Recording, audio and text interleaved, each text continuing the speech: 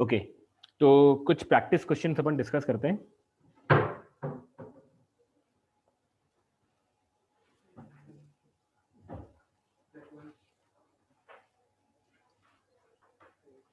Okay, आई hope सबको screen पे guys question दिख रहा होगा। तो देखो,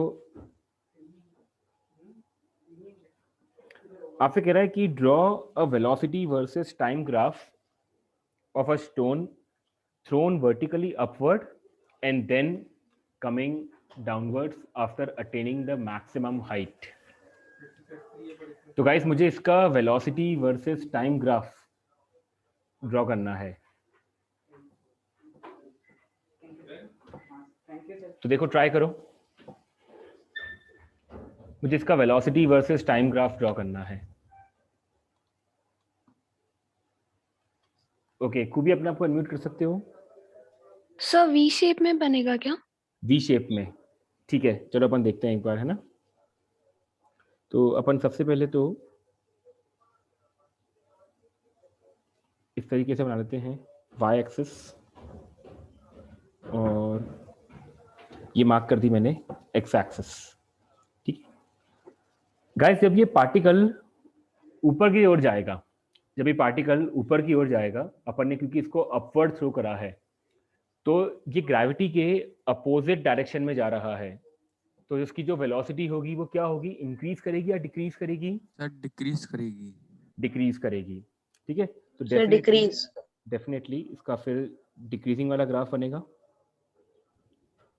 तो पहले इसकी वेलोसिटी गाइस देखो ऐसे डिक्रीज करेगी, इस तरीके से। एग्री कर रहे हो?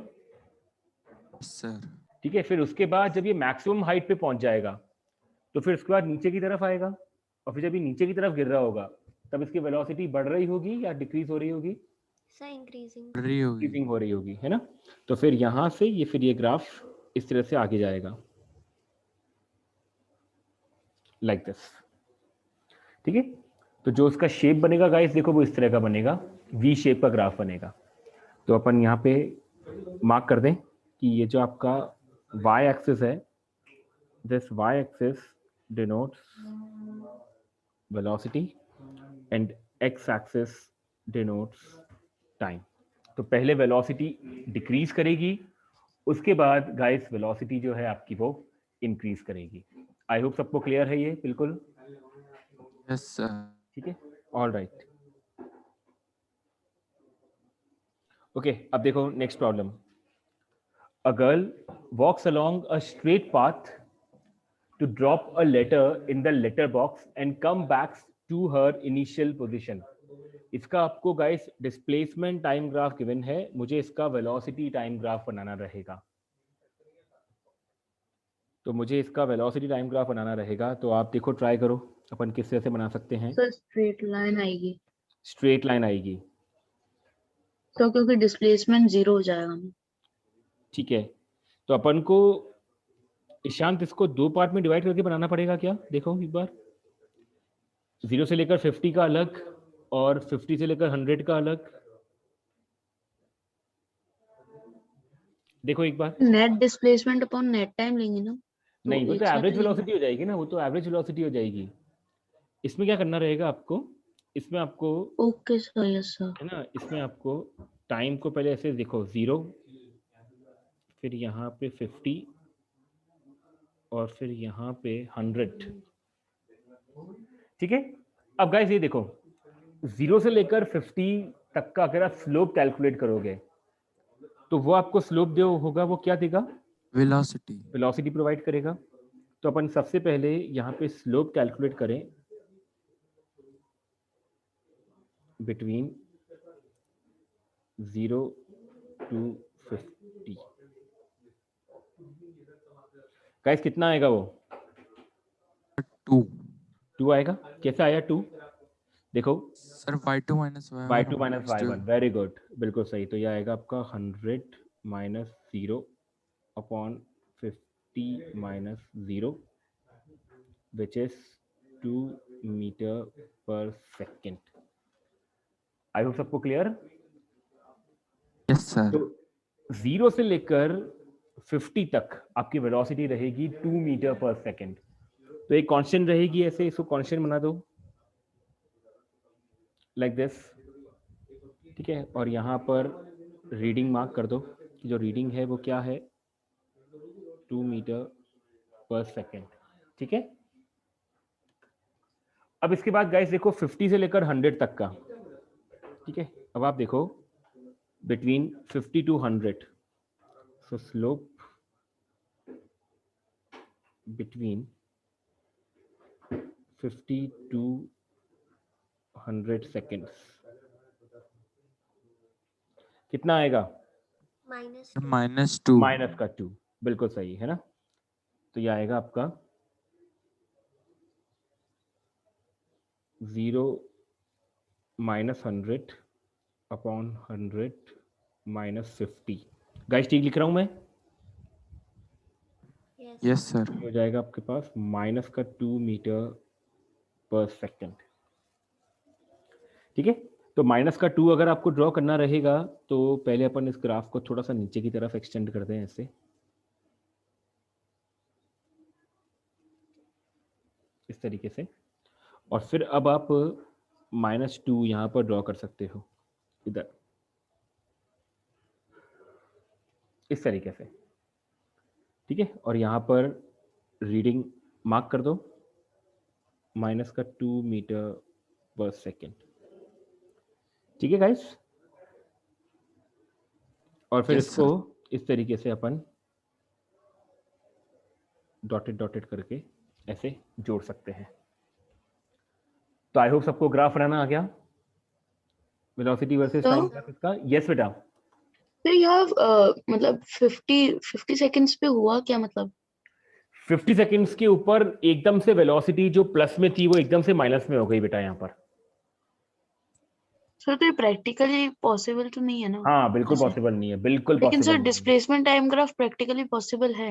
यस, क्योंकि displacement time graph practically possible है, ठीक है। लेकिन इस तरह का ग्राफ बनना पॉसिबल नहीं है जहां पर एकदम सडनली पीक आ जाए, क्योंकि यार एकदम से वेलोसिटी पॉजिटिव है फिर एकदम से नेगेटिव हो जाए तो ऐसा पॉसिबल नहीं है ना एकदम से हो पाना, है ना।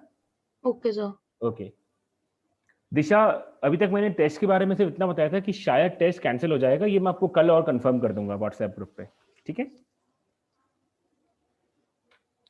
ऑलराइट गाइस देखो नेक्स्ट प्रॉब्लम पे आ जाओ। खूबी कुछ कहना चाहते हो तो हैंड रेज कर दो, वीडियो भी ऑन सर कर दो। सर एक्चुअली मुझे पूछना था, आपने पिछले ग्राफ में जो बोला सर उसमें हाँ, अगर हाँ। अपन ने डॉटेड लाइन से जो शो किया है सर, अपन उसको ग्राफ लाइन से ही शो करे तो? हाँ कर सकते हो, आपको दिक्कत नहीं। एक्चुअली क्या है ना, मैंने डॉटेड लाइन से इसलिए शो करा क्योंकि क्या है, ऐसे ग्राफ पॉसिबल नहीं होते हैं एकदम से जहाँ पे वेलोसिटी +2 से एकदम -2 हो जाए, इसलिए अपन इसको डॉटेड डॉटेड लाइन से शो करते हैं, दैट्स व्हाई। ओके सर, ठीक है। थैंक यू तो सर। वापस बता सकते हैं क्या कि ये जो डिस्प्लेसमेंट टाइम वाला ग्राफ था ये प्रैक्टिकली पॉसिबल है या नहीं? ये प्रैक्टिकली पॉसिबल बिल्कुल है, क्योंकि एक्चुअली क्या होता है ना ईशांत, अपन 100 पे गए और फिर अपन 100 से वापस पलट गए, तो अपन जब पलटते हैं ना तो उस समय अपनी वेलोसिटी 0 होती है, जबकि यहाँ पर क्या हुआ, यहाँ पर एकदम से वेलोसिटी नेगेटिव हो गई, तो ये इसलिए पॉसिबल नहीं है। Okay sir. ठीक है, ऑल राइट, ठीक है। अब गाइस देखो नेक्स्ट प्रॉब्लम पे आ जाओ।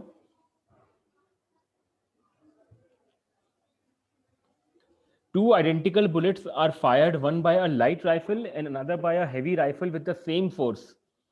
Which rifle will hurt the shoulder more and why?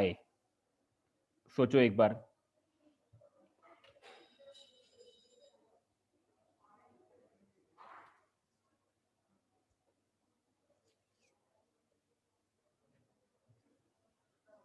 दो आइडेंटिकल बुलेट्स को मैंने फायर करा, एक को फायर किया लाइट राइफल से और एक को फायर किया हैवी राइफल से, तो कौन सी राइफल आपके शोल्डर को ज्यादा हर्ट करेगी? सुहानी आप अनम्यूट करके बोल सकते हो। Suhani you can speak. Yes sir, जो लाइट राइफल है वो ज़्यादा हर्ट करेगी बिकॉज बुलेट्स का मास यस यस यस, बोलो बोलो, आपने अपने आप को अनम्यूट क्यों करा? और सर फिर बुलेट्स का मास क्योंकि इक्वल है तो Yes. उसकी recoil velocity lighter bullet rifle की वो ज़्यादा होगी। बिल्कुल सही बात है। गाइस आप लोगों ने ये फंडा देखा हुआ है कि जब बुलेट रिकॉइल करती है तो क्या होता है? है ना। आप सब लोगों ने फॉर्मूला, आप सब लोग ध्यान रखो इस चीज का कि जो रिकॉइल स्पीड होती है, वी ऑफ रिकॉइल, गन की जो रिकॉइल स्पीड होती है वो होती है minus times mass of bullet into velocity of bullet upon mass of gun. ठीक है, ये वाला फॉर्मूला आप सब लोग ध्यान रखना अच्छी तरीके से कि रिकॉइल वेलोसिटी जो होती है बुलेट की, देखो वो ये होती है। ठीक है, अब आप यहाँ पे गौर करो एक चीज कि दोनों केस के लिए आइडेंटिकल बुलेट्स है। इसका मतलब दोनों केस के लिए एमबी जो है वो सेम है। पक्का? और Yes, दोनों sir. बुलेट को अगर अपन ने सेम फोर्स से फायर किया है, इसका मतलब दोनों की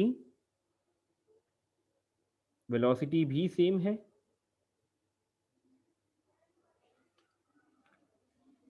तो इसका मतलब गाइस, लाइटर राइफल जो होगी उसका मास कम है और जो हैवी राइफल है उसका मास ज्यादा है। ठीक है, तो since recoil velocity is inversely proportional to the mass of rifle। जब गाइस रिकॉइल वेलोसिटी राइफल के मास के इनवर्स प्रोपोर्शनैलिटी में है, तो लाइटर वाली जो राइफल होगी उसकी रिकॉइल वेलोसिटी ज्यादा होगी या कम होगी? ज्यादा। ज्यादा होगी। तो इसका मतलब v of recoil of lighter is greater than v of recoil of heavier। ठीक है, तो इसका मतलब जो लाइटर मास वाली राइफल है वो हमारे शोल्डर को ज्यादा हर्ट करेगी। ठीक है, so lighter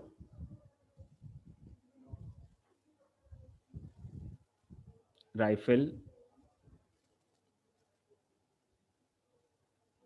will hurt more. Guys एकदम क्लियर हो गया सबको? ईशान बोलो। Yes, sir. So, can we do this question from the law of conservation of momentum and हाँ, say that मैंने उससे ही करा है, since बिल्कुल मैंने उससे ही करा है यहाँ पे ईशान, क्योंकि ये जो फॉर्मूला है ना आपका, ये वाला रिकॉइल वाला है ना, ये yes sir. Basically conservation of momentum से ही आया है। ठीक है, it is Okay bye sir. Conservation of momentum only. Is that okay? Okay, all right. Mayank कुछ कहना चाह रहे हो? ओके मयंक, कैसे फॉर्मूला आया? देखो फॉर्मूला ऐसे आया ये वाला कि इनिशियली बुलेट और राइफल दोनों ही रेस्ट पे थे, तो इनिशियल मोमेंटम तो आपका 0 हो गया, और फाइनल मोमेंटम जब आपने बुलेट को फायर किया तो बुलेट का मास इंटू बुलेट का मोमेंटम प्लस गन का मास इंटू गन का मोमेंटम। ठीक है, now by conservation of momentum जब आप इन दोनों को इक्वल पुट कर दोगे तो फिर आप इस वाले फॉर्मूले पे आ जाओगे, वी ऑफ रिकॉइल वाले पे। मयंक ठीक है क्या? Yes, sir. Okay, all right. Okay, calculate the average density of the earth in terms of small g, capital G and capital R। मुझे एवरेज डेंसिटी कैलकुलेट करनी है अर्थ की in terms of small g, capital G and capital R। ठीक है guys, तो देखो आप लोगों ने स्मॉल g का फॉर्मूला देखा हुआ है, वो होता है capital GM upon R square. सबको ध्यान है ये? Yes, sir. ठीक है, तो अगर मैं मान Yes, लूं sir. कि ये हमारी अर्थ है, जैसे सपोज करो ये हमारी अर्थ है, ठीक है, और अज्यूम करो कि ये अर्थ की रेडियस है जो कि कैपिटल R है, और अर्थ का मास कैपिटल M है। ठीक है, ईशान कुछ कहना चाह रहे हो तो कह दो। No, so by mistake हो गया, okay, sorry. Now guys, density आप सब लोगों ने पढ़ा है कि डेंसिटी क्या होता है, Mass upon volume. Mass upon volume. Now Sir. मास और वॉल्यूम को लिख सकता हूं मैं 4/3 पाई आर क्यूब। सबको ध्यान नहीं है? Yes, sir. अगर मैं अर्थ Yes, को एक sir, स्फीयर volume of मान a लूं, sphere. वॉल्यूम ऑफ स्फीयर, अगर मैं अर्थ को एक स्फीयर मान लूं तो m/4/3 पाई आर क्यूब। पक्का? ठीक है, तो यहां से अपन guys capital M find out कर सकते हैं। ये हो जाएगा 4/3 rho Pi r cube into rho. Pi into R cube. ऐसा मैंने लिख दिया यहाँ पर। ठीक है, अब आप गाइस एक काम कर सकते हो कि ये जो आपका कैपिटल M आ रहा है यहाँ पर फॉर्मूले में, है ना, इसकी जगह आप M की वैल्यू पुट कर दो। So therefore G equals G upon r square into M की value 4/3 pi rho r cube. ठीक है, Sir. अब देखो कुछ कैंसिल आउट हो रहा है क्या? देखो Yes, sir. R square And r cube. और आर क्यूब। ठीक है, तो अल्टीमेटली यहाँ से आपके पास स्मॉल g कितना आ गया? आपके पास स्मॉल g आ जाएगा सॉल्व करके 4/3 पाई रो आर जी। ठीक है, तो गाइस ये होगा आपका वो रिक्वायर्ड रिलेशन। सबको समझ में आ गया? Yes, sir. ठीक है, Yes, sir. तो अपन ने मास निकाला वहां से और फिर मास की टर्म से अपन ने वहां पे सब्स्टिट्यूट करा इसको। Excuse me sir. यस बेटा Kavya.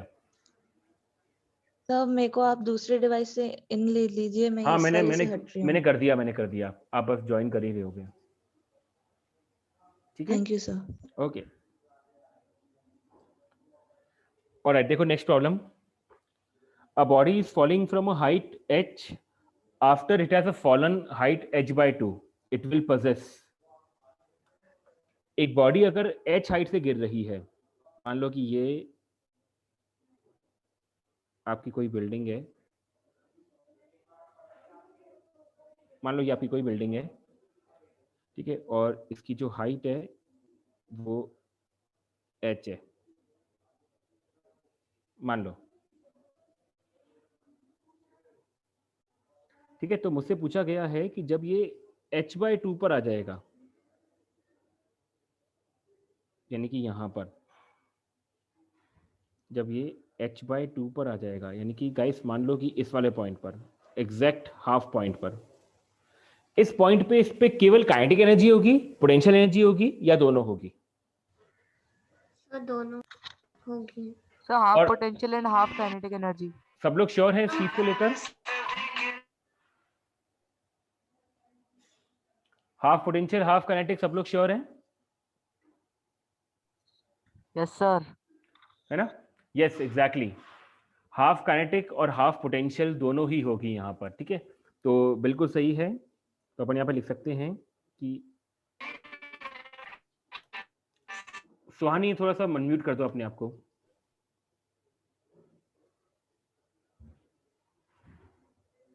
Eight h/2 body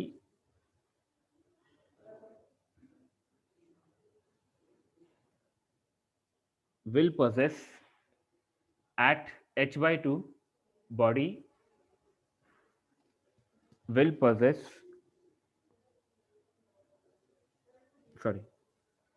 body will possess half ke and half pe। I hope सबको क्लियर बिल्कुल ये? Yes, sir. ठीक है, Sir, can you please explain once again? Okay, Disha. Connected. Okay. Disha आप ही का doubt है ना? दिशा ये वाला? नहीं सर, सुहानी। सुहानी, ओके। सुहानी देखो, इसके अंदर अगर एक बॉडी जो है वो किसी हाइट से फॉल कर रही है, तो आप गौर करो कि जो इसका मिड पॉइंट होगा वहां पे काइनेटिक एनर्जी भी होगी और पोटेंशियल एनर्जी भी होगी। ठीक है, तो अगर आप यहाँ पे पोटेंशियल एनर्जी कैलकुलेट करोगे तो यहाँ पे पोटेंशियल एनर्जी कितनी हो जाएगी, mgh/2, है ना। Yes, और sir. आपने ये पढ़ा था थ्योरी के अंदर कि जो टोटल एनर्जी होती है किसी भी पॉइंट पे वो हमेशा mgh के बराबर होती है। तो इसका मतलब मैं इसको बराबर कर दूं काइनेटिक प्लस पोटेंशियल के। तो अगर पोटेंशियल mgh/2 है तो डेफिनेटली यहाँ पर काइनेटिक एनर्जी कितनी हो जाएगी, सेम mgh/2। Yes sir. ठीक है, काइनेटिक होगी इस पॉइंट पे, पक्का। Yes sir. हाँ, आपने जो यहाँ एमजीएच लिखा है वो सिर्फ इसी के लिए है ना, मतलब हाँ वो सिर्फ अगर इसी हम के लिए ही है, वैल्यू हाँ हाँ हाँ, रेफरेंस में ले इसी के लिए ही है। Yes, okay. okay. A stone is dropped from a top of a tower 500 meter high into a pond of water at the base of the tower. When is the splash heard at the top? छपाक की जो आवाज आएगी वो कितनी देर बाद आएगी, try करो उसको।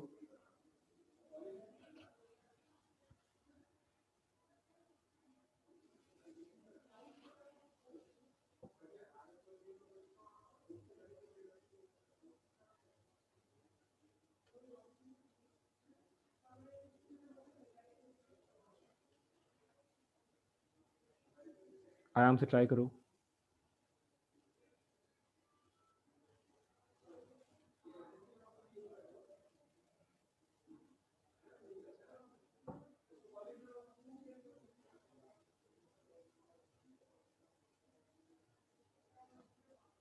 क्वेश्चन के अंदर गाइस आपको ये वाली हाइट गिवन है जिसकी वैल्यू है 500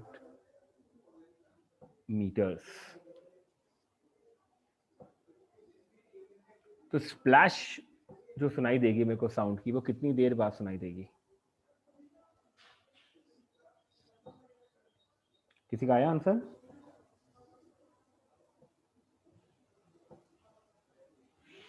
सर 11 पॉइंट समथिंग।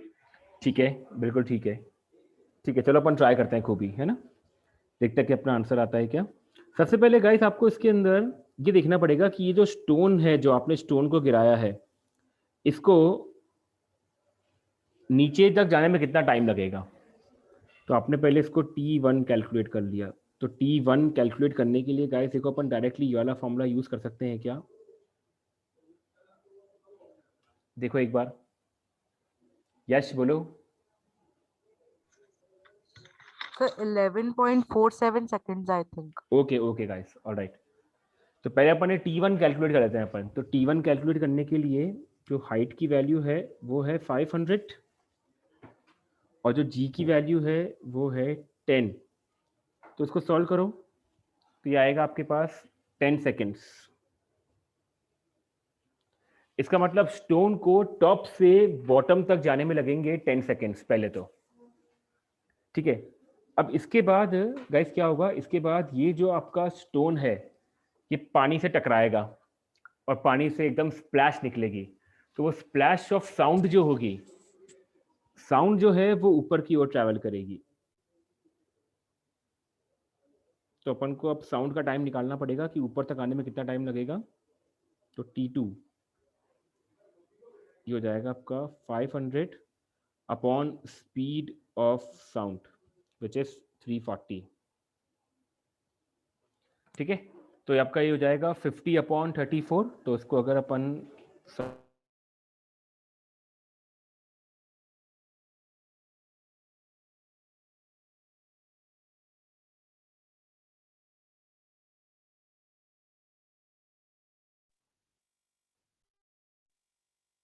So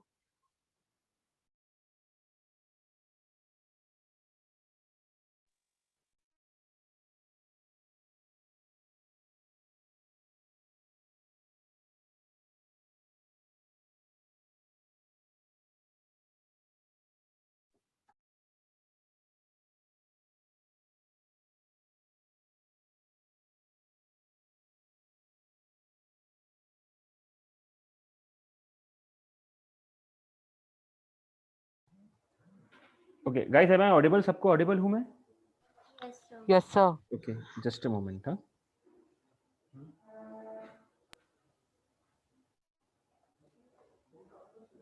सो अपन ने डाउनवर्ड जर्नी का टाइम निकाल दिया और अपन ने साउंड की अपवर्ड जर्नी का टाइम कैलकुलेट कर लिया। सो नाउ टोटल टाइम कितना हो जाएगा? फिर टोटल टाइम हो जाएगा आपके पास 10 seconds plus 1.47 seconds which is 11.47 seconds. Guys, is that okay? सबको क्लियर है? Yes, sir. ठीक है, Yes, sir. तो इस तरीके से गाइस अपन टोटल टाइम कैलकुलेट कर लेंगे। यहाँ पर देखो कोई क्वेरी किसी को? पक्का? ठीक है, तो ठीक है गाइस, इतने ही क्वेश्चन थे अपने पास अभी आज। ठीक है, तो आप लोग अच्छे से तैयारी करो अपने एग्जाम्स की। सबको all the very best. Okay, अच्छे से एग्जाम देना सब लोग गाइस। और कोई भी प्रॉब्लम किसी को कुछ भी है तो आप आराम से फ्री हो कांटेक्ट करने के लिए हमको। ठीक है, Yes, sir. Okay guys, all right, okay, thank you so much. Thank you, sir. Thank you, sir. Thank you, sir. Okay.